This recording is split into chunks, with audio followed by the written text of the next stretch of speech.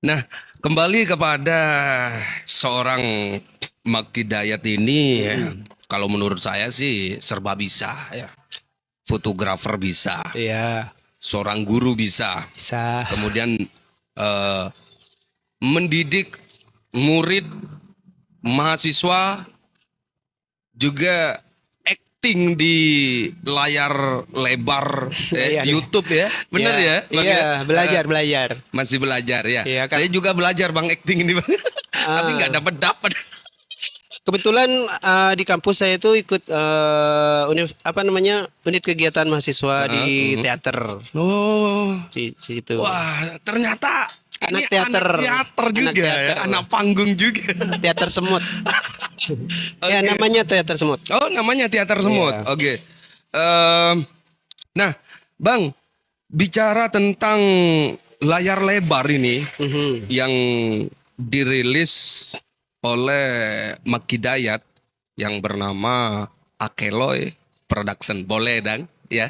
Boleh Ah, disebut di sini, boleh kan? boleh boleh tapi saya klarifikasi ya takutnya Oke. salah paham. Oh iya ya, Itu kenapa? Akeloy Production itu bukan bukan punya aku, tapi Oke. punya teman aku namanya Yus Muhammad gitu. Heeh. Kalau kalau aku sih di Akeloy itu cuman kayak jadi apa ya namanya nimbrung aja gitu, peran Oke. pembantu seperti itu. Bintang tamu. Bintang tak Oke. enggak sih, iya iya ya kayak Iya, bintang iya, tamu kayak gitu bintang tamu panggilan, kan. iya. Oke.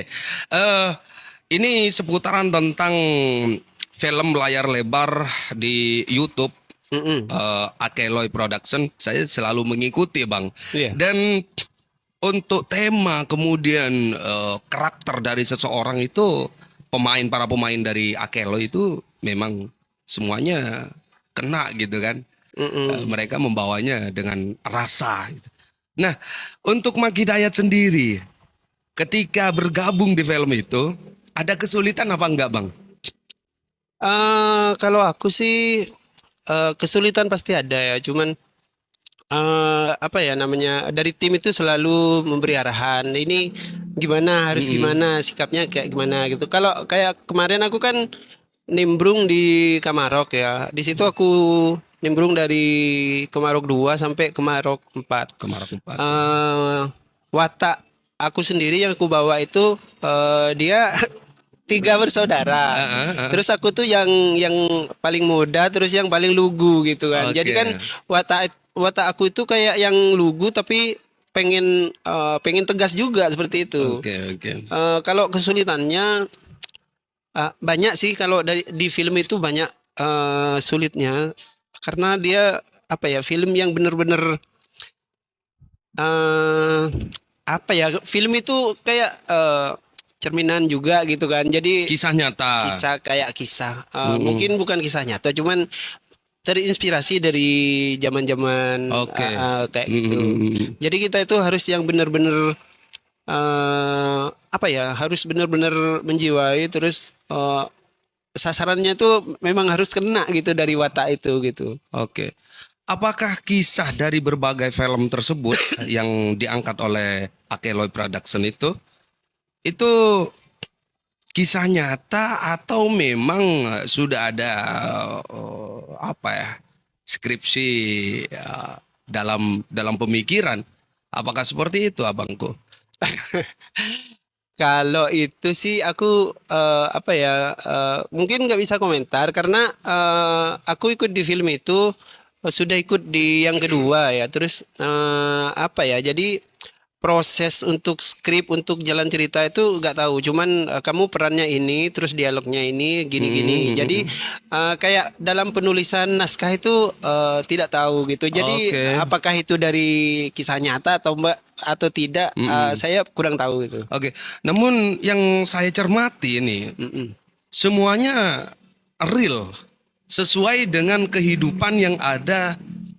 Lagi-lagi kita bicara Madura, Bang. Iya iya. Akelo ini menggambarkan bahwa kehidupan di Madura ini sangatlah identik dengan kekerasan tersebut. Nah, Namun yang jadi pertanyaan secara pribadi, ya, secara ini pribadi. secara pribadi menurut saya, apakah ketika film sebelum ditayang, apakah ini tidak mengandung kontroversi Eh dengan masyarakat sekitar? Karena Karena dalam kisah itu kebanyakan sih ini agak sedikit Nyindir-nyindir gitu ya. nyerempet atau apa gitu kan.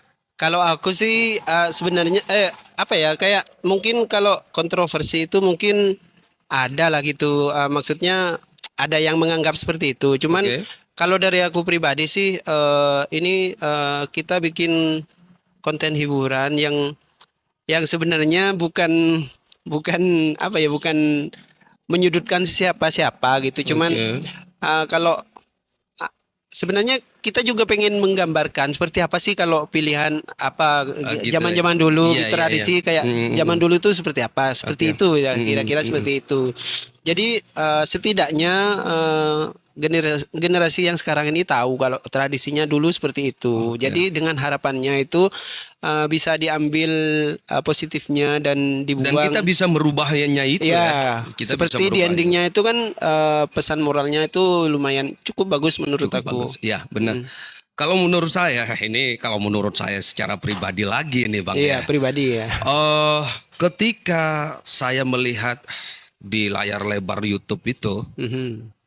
itu kayaknya bulu kuduk ini berdiri, Merinding. Ya. merinding gitu. Heeh.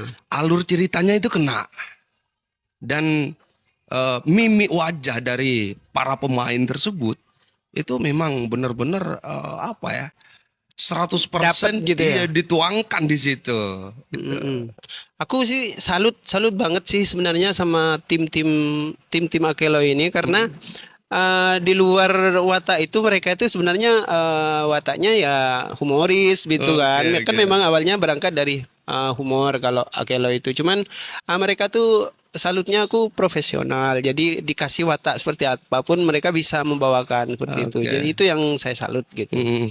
Apalagi ketuanya itu Yus Muhammad itu memang orangnya perfeksionis banget gitu kan. Pengen yang terbaik gitu. Kalau misalnya masih ada yang kurang-kurang dikit tuh harus diulang-ulang lagi. Contohnya kayak aku sendiri ada satu adegan yang menurut aku paling Paling sulit. paling sulit dan paling lama itu ya, ketika di babak pas nemu malingnya motor. Oke. Padahal itu agak dialog, cuman mengutamakan bahasa tubuh sebenarnya. Bahasa tubuhnya harus gini-gini, harus gini-gini-gini. Nah itu menurut aku cukup sulit walaupun tanpa dialog. Karena itu yang dilihat sama orang itu kan seperti apa sih gayanya kalau mau maling kan kayak gitu kan. Oke, Itu oke. sampai diulang-ulang sampai baterainya habis. Itu menurut aku paling sulit itu. Paling sulit Iya. ya. Karena bahasa tubuh Bahasa ini tubuh memang yang sulit ya. Oke. Kalau kita cuman ngomong pakai intonasi gini-gini sih masih gampang, tapi kalau bahasa tubuh itu memang lebih berat kalau menurut aku. Oke. Namun saya lebih ini Bang.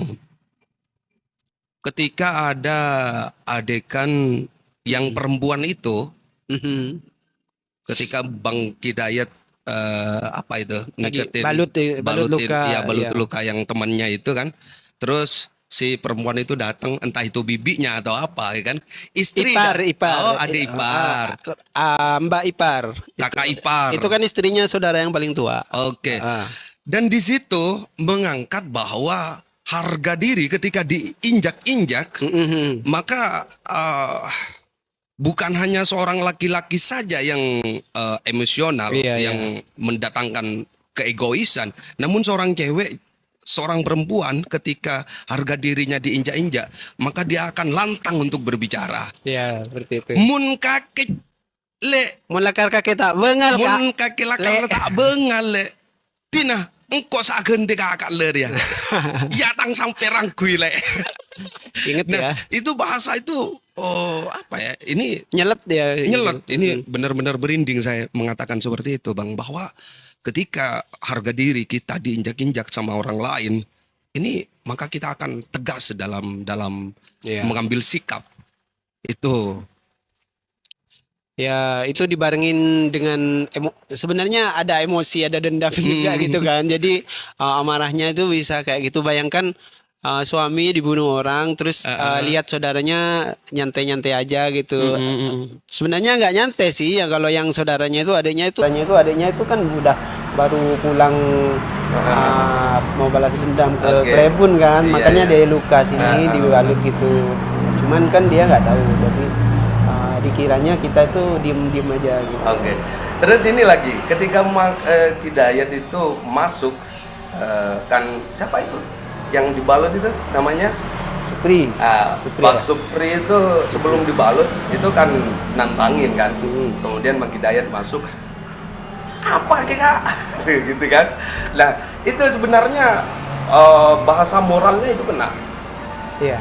Kalau memang seperti itu sudah tidak mau kalah, semuanya keegoisan ini diadu, maka semuanya akan hancur, ya kan? Bahasanya seperti itu.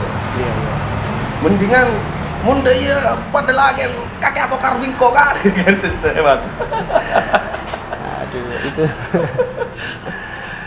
Itu kalau menurut saya adegan yang paling bagus sih. Berkesan ya. Ya berkesan. Apa ya, adegan itu sih sebenarnya apa ya, aku tuh masuk dikit sih, nggak di pinggir gitu, cuman diubah konsepnya kayak gitu. Kan seharusnya itu kan waktu berantem itu saya ngalang gitu kan. Cuman mungkin biar apa ya, biar lebih memudahkan juga gitu. Dari pinggir aja. Nah, lagi-lagi kita bicara tentang film yang dirilis oleh Pak Akelo Production itu, kenapa tidak mengangkat kisah cinta yang menyingkirkan dendam, kekerasan, keegoisan? Apakah belum mengangkat cerita seperti itu, Pak? Kalau setahu aku kan ini mungkin bukan ranahnya aku bicara tentang Akelo ya, mohon maaf. Karena aku juga baru gabung sama mereka, bukan yang dari dulu. Aku tuh pertama nimbrung itu pas di filmnya Emil dan Kamil, itu kisah cinta. Cuman apa ya, memang mungkin ya temanya dari Akelo ini, mungkin dia mengangkat film yang berkenaan dengan adat-adat Madura seperti itu. Dapat kita lihat semua itu dari film-filmnya, mulai dari awal dari kalau tidak salah yang pertama itu Suamiku Pelayaran. Mulai dari situ sampai kemudian Emil Kamil, terus sampai ke belakang Tunanganku Matku, semua itu filmnya itu temanya tentang harga diri Madura seperti itu. Kayak gitu, harga diri seorang Madura seperti apa, seperti itu. Cuman semua film itu lebih tebal pada titik keegoan, Bang. Iya. Kenapa dibuat seperti itu? Aku jawabnya gimana ya? karena memang terus terang nih aku nggak tahu ya gitu kan. Mungkin apa ya? Memang bukan ranah aku untuk membahas film mereka gitu kan. Aku takutnya nanti aku salah jawab gimana, karena aku kan juga di mereka tuh cuman nimbrung, bawain peran gitu aja, nggak ini, habis syuting aku pulang gitu kan, jadi nggak tahu itu gitu kan. Jadi kalau nanyanya ke aku, mohon maaf gitu kan. Mungkin nanti bisa dikonfirmasikan pada sutradaranya atau siapa gitu kan, untuk ngopi bareng ngobrol bareng di sini. Iya, ntar aku yang disalahin kalau aku salah ngomong. Tapi kalau memang yang aku lihat itu memang yang diangkat itu temanya sepertinya memang temanya itu tentang kekentalan adat yang di Madura seperti itu. Oke.